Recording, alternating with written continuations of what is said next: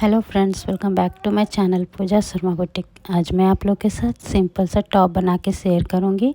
ये जो आप स्क्रीन पर देख रहे हैं तो मैं इसी तरह का टॉप बना रही हूँ। तो यहाँ पर मैंने 1.5 मीटर फैब्रिक लिए हैं टॉप बनाने के लिए। तो सबसे पहले मैं बॉडी पार्ट की कटिंग करूँगी। तो यहाँ पर मैंने फैब्रिक को डबल फोल्ड करके रख लिए हैं। उसके बाद मैं फैब्रिक को 4 फोल्ड कर दूँगी। तो आप देख सकते हैं मैंने यहाँ पर फैब्रिक को 4 फोल्ड करके रख लिए हैं। और यहाँ से ये 1.5 फैब्रिक है तो उसे मैं कट करके बराबर कर लूँगी। तो मैंने इसे बराबर कर लिए हैं। तो अब मैं इसकी मेजरमेंट लूँगी। तो सबसे पहले मैं इसकी लेंथ लूँगी। तो लेंथ इसकी 15 इंच मैंने रखी है। तो 1 इंच सिलाई मार्जिन लेते हुए मैं यहाँ पर 16 इंच पे निशान लगा दूँगी। तो इस तरह से करके एक सीधी लाइन खींच लूँगी। उसके बाद मैं इसके शोल्डर की लेंथ लूँगी। तो यहाँ पर शोल्डर की लेंथ 7 इंच है। तो 1 इंच प्लस करके 8 इंच पे मैं निशान लगाऊंगी। मैं यहाँ पर कॉलर वाली टॉप बना रही हूँ। तो उसके बाद में नेक की विड्थ मैंने 3.5 इंच रखी है।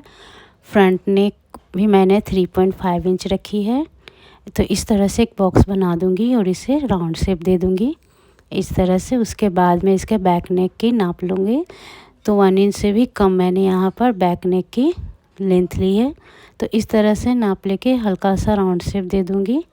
उसके बाद में इसके आर्म होल की लेंथ लूँगी। तो आर्म होल की लेंथ मैंने यहाँ पर 6 इंच रखी है। उसके बाद में यहाँ पर 1 इंच पे निशान लगा करके इसे राउंड शेप दे दूँगी इस तरह से। 1/2 इंच अंदर की साइड में निशान लगाते हुए यहाँ पर फ्रंट आर्म होल की भी गुलाई ले लूँगी। तो इस तरह से निशान लगाने के बाद अब मैं इसके चेस्ट की नाप लूँगी। चेस्ट की साइज़ 36 इंच है। तो उसका 1/4 9 इंच और प्लस 1/2 इंच। तो मैं यहाँ पर 9.5 इंच पे निशान लगा दूँगी और 2 इंच सिलाई मार्जिन ले लूँगी। तो इस तरह से निशान लगाने के बाद मैं इसके कमर की नाप लूँगी। कमर की नाप 28 इंच है। तो उसका 1/4 7 इंच और 1 इंच टक्स के लिए और 2 इंच सिलाई मार्जिन पर निशान लगा दूंगी। उसके बाद मैं इन दोनों निशानों को मिला लूँगी इस तरह से और यहाँ से इसे हल्का सा राउंड शेप दे दूँगी। तो यहाँ पर मैंने बॉडी पार्ट की मेजरमेंट ले ली है। तो अब मैं इसकी कटिंग कर लूँगी।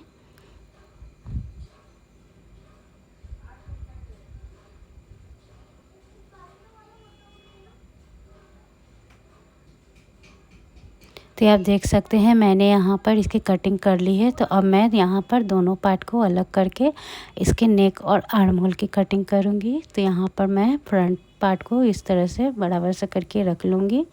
उसके बाद मैं इसकी नेक की कटिंग करूँगी।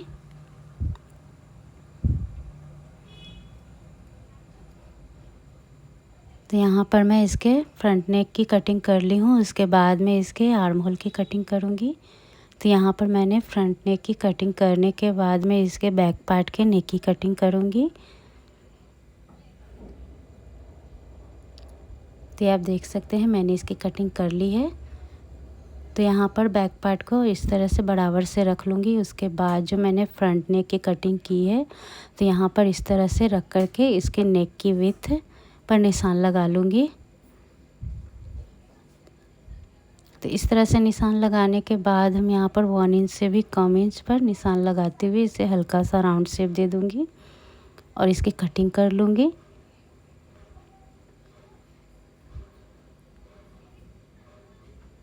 तो आप देख सकते हैं मैंने यहाँ पर बॉडी पार्ट की कटिंग कर ली है।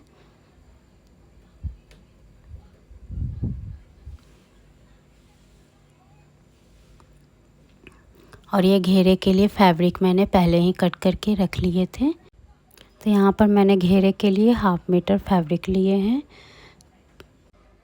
तो आप देख सकते हैं मैंने यहाँ पर टॉप की कटिंग कर ली है। तो अब मैं इसकी स्टिचिंग करूँगी। तो सबसे पहले मैं बॉडी पार्ट की स्टिचिंग करूँगी। तो यहाँ पर मैं पहले फ्रंट पार्ट के नेक की फिनिशिंग कर लूँगी। तो यहाँ पर पहले इसे ओपन कर लेती हूँ। नेक की फिनिशिंग देने के लिए मैंने यहाँ पर सॉफ्ट कैनवास का यूज़ किया है। तो इसे मैंने डबल फोल्ड करके रख लिए हैं। तो उसके बाद में इसके ऊपर फ्रंट पार्ट को इसके ऊपर इस तरह से बराबर से करके रख लूँगी और इसके नेक पे चॉक से निशान लगा दूँगी। तो यहाँ पर मैंने चॉक से इसके नेक पे निशान लगा दिए हैं। उसके बाद में इंची टेप के हेल्प से यहाँ पर 8 इंच पे निशान लगा दूँगी इस तरह से। इस तरह से निशान लगाने के बाद हम यहाँ पर हाफ इंच से भी कम मार्जिन लेते हुए यहाँ पे निशान लगा लूँगी। उसके बाद में इसे पलट करके इसे हल्का सा रब कर दूँगी जिससे दूसरी तरफ भी निशान बन जाए।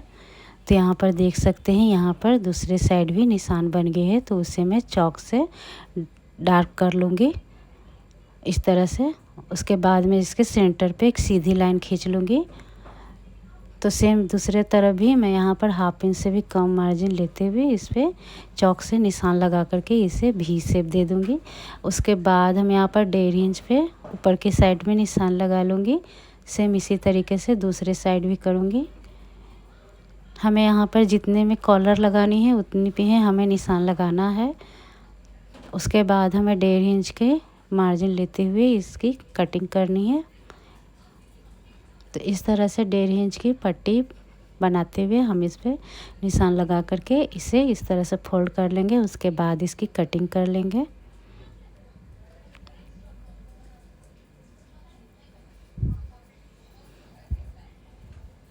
तो आप देख सकते हैं मैंने इसकी कटिंग करके इसे फैब्रिक के ऊपर आयरन से प्रेस कर दिए हैं। तो अब मैं इसके किनारियों से कट कर लूँगी फैब्रिक को।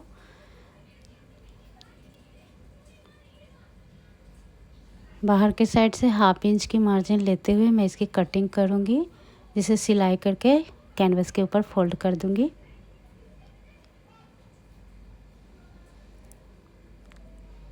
तो इस तरह से कटिंग करने के बाद हम फैब्रिक को फोल्ड करके उस पर एक सिलाई लगा लूँगी इस तरह से। ये आप देख सकते हैं मैंने यहाँ पर इसके ऊपर सिलाई लगा ली है। तो अब मैं इसे टॉप पार्ट के ऊपर रख करके इसकी सिलाई करूँगी। तो यहाँ पर हम इसे सीधा करके इस तरह से रख लेंगे और इसे नेक के ऊपर बराबर से मिलाते हुए रख करके इस पर सिलाई लगा लेंगे। तो ये आप देख सकते हैं मैंने यहाँ पर सिलाई लगा ली है। तो हमने यहाँ पर जितनी निशान लगाई थी उतनी पे हैं मैंने यहाँ पर सिलाई लगा दी है और यहाँ पर हल्का सा दोनों साइड से कट लगा दिए हैं। तो इस तरह से छोटे छोटे कट लगा करके इसे उल्टी साइड में पलट दूँगी। यहाँ से भी मैं फैब्रिक को कट कर लूँगी जिससे इसे पलटने में आसानी होगी। तो इस तरह से कट करने के बाद हम इसे उल्टी साइड में पलट करके इसे सीधा कर लेंगे अच्छी तरीके से कॉर्नर को निकालते हुए। पलट देने के बाद हमें यहाँ पर एक पक्की सिलाई इसके ऊपर लगा देनी है। तो यहाँ पर आप देख सकते हैं मैंने इसके ऊपर एक पक्की सिलाई लगा दी है।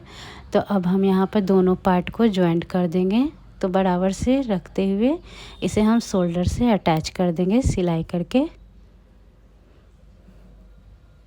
तो आप देख सकते हैं मैंने इसे अटैच कर दिए हैं और नीचे से इसमें टक्स भी डाल दिए हैं आगे पीछे। तो अब मैं इसमें कॉलर अटैच करूँगी। तो कॉलर अटैच करने के लिए हमें यहाँ पर इस तरह से फैब्रिक को पकड़ना है और जहाँ से मैंने कट लगाए थे वहाँ से हमें इसे सिंगल करते हुए नाप लेनी है।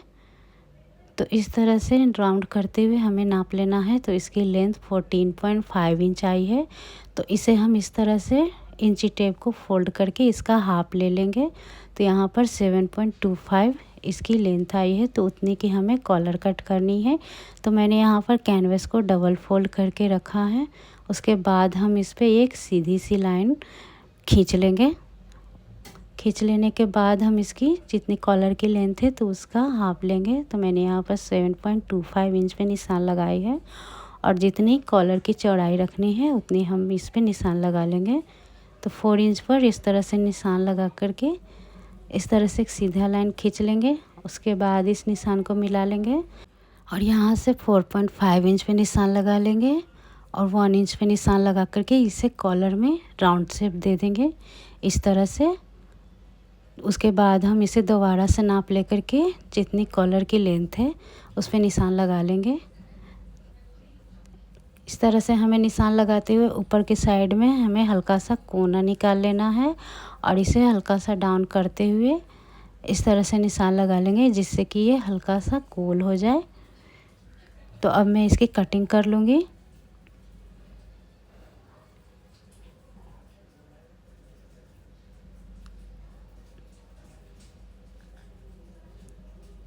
तो मैं यहाँ पर कोट कॉलर डिज़ाइन की टॉप बना रही हूँ, तो इसलिए मैंने यहाँ पर ये इस तरह से कॉलर की कटिंग की है। तो आप देख सकते हैं मैंने यहाँ पर कॉलर की कटिंग कर ली है। तो अब मैं इसे फैब्रिक के ऊपर रख कर के फैब्रिक को कट करूँगी। तो वो इसकी कटिंग करने के लिए मैंने यहाँ पर फैब्रिक को इस तरह से रखे हैं डबल फोल्ड करके, और जितनी हमें कॉलर की सिलाई के लिए फैब्रिक चाहिए उससे हमें एक्स्ट्रा फैब्रिक मार्जिन लेते हुए इसे पिन से सेट कर देंगे। उसके बाद हम इसकी कटिंग कर लेंगे।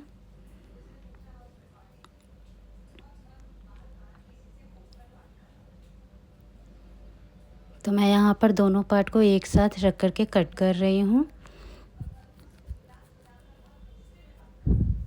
तो आप देख सकते हैं मैंने यहाँ पर कटिंग कर ली है। तो अब मैं इसे फैब्रिक के ऊपर कैनवास को रख कर के इसे अटैच कर दूँगी। तो मैं इस पर सिलाई लगा कर के इसे अटैच करूँगी चारों तरफ किनारियों पे। तो यहाँ पर मैंने सिलाई लगा कर के इसे अटैच कर दिए हैं और नीचे की साइड से हाफ इंच फोल्ड करते हुए इस पर सिलाई लगा लिए हैं। तो अब मैं इसे दूसरे फैब्रिक पे रख कर के इस तरह से बराबर से मिलाते हुए इस पर सिलाई लगाऊंगी। हमें नीचे से हाफ इंच मार्जिन ले लेना है। तो आप देख सकते हैं मैंने इस पर सिलाई लगा ली है और ये जो एक्स्ट्रा फैब्रिक है तो मैं उसे कट कर लूँगी।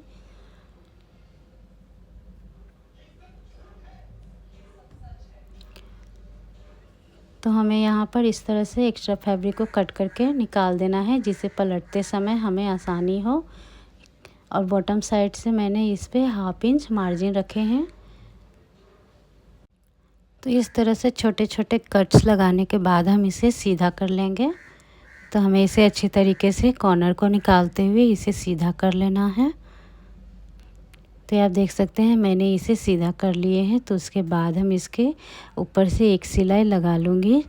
तो इसके ऊपर मैंने सिलाई लगा ली है। तो अब मैं इसे टॉप से अटैच करूँगी। तो हम यहाँ पर इस तरह से बराबर से फोल्ड करके रखते हुए इसके ऊपर निशान लगा लूँगी बैक साइड में। और उसके बाद हम सेम तरीके से कॉलर के ऊपर भी निशान लगा लेंगे फोल्ड करके।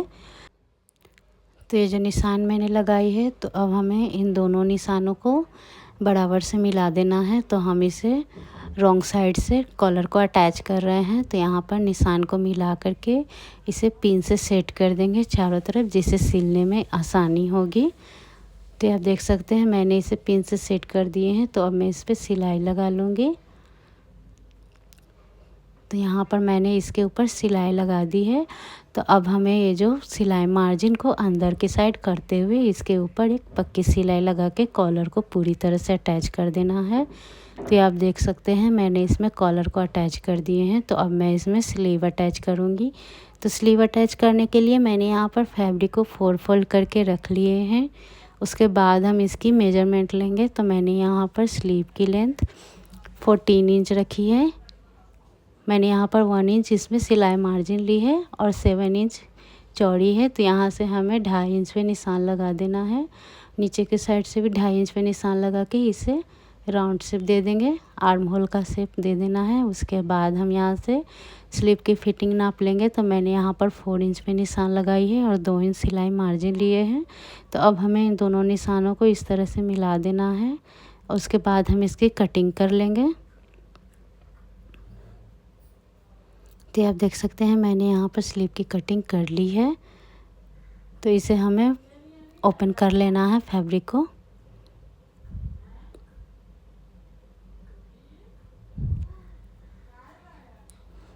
तो हमें यहाँ पर इस तरह से ओपन करके रख लेना है। उसके बाद हम यहाँ से हाफ इंच पर कट लगा लेंगे इस तरह से। तो हमारी स्लीव की कटिंग हो गई है। तो अब हम इसकी स्टिचिंग करेंगे। तो यहाँ से हमें बॉटम साइड में हाफ इंच फोल्ड करते हुए इस पर सिलाई लगा लेनी है। तो आप देख सकते हैं मैंने इस पर सिलाई लगा ली है इस तरह से। तो अब हम इसे टॉप से अटैच करेंगे।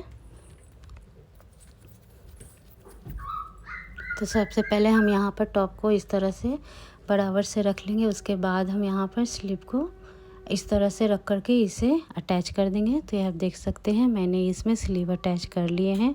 तो अब हम इसकी फिटिंग नाप ले करके बॉडी की सिलाई कर लेंगे दोनों साइड से। तो हमारी जितनी बॉडी की फिटिंग नाप है उतनी पर मैंने नाप ले करके इसकी सिलाई कर ली है। तो मैंने यहाँ पर टॉप पार्ट की स्टिचिंग कर ली। तो अब मैं इसके घेरे की स्टिचिंग करूँगी। तो घेरे की लेंथ मैंने यहाँ पर 17 इंच रखी है। 1 इंच मैंने सिलाई मार्जिन ली है। तो पहले मैं इसे बॉटम साइड से फोल्ड करके सिलाई लगा लूँगी। तो ये आप देख सकते हैं मैंने इस पर सिलाई लगा ली है। उसके बाद हम यहाँ पर छोटे छोटे प्लेट्स लगा करके उस पर सिलाई लगा लूँगी। तो आप देख सकते हैं मैंने इसके ऊपर सिलाई लगा ली है और इसके साइड से भी इस पर सिलाई लगा करके घेरे को बंद कर दिए हैं। तो अब मैं इसे टॉप से अटैच करूँगी। तो यहाँ पर हमें घेरे को उल्टा करके रखना है और टॉप को सीधा रख करके इसे अंदर की साइड में बराबर से मिलाते हुए रख लेंगे। तो साइड से जो स्टिचिंग है तो हमें दोनों टॉप और बॉटम दोनों की सिलाई को बराबर से मिलाते हुए इस तरह से रख लेंगे और इसके ऊपर एक सिलाई लगा लेंगे। तो ये आप देख सकते हैं मैंने इसके ऊपर सिलाई लगा करके घेरे को अटैच कर दिए हैं। तो ये हमारी टॉप बन के रेडी हो गई है।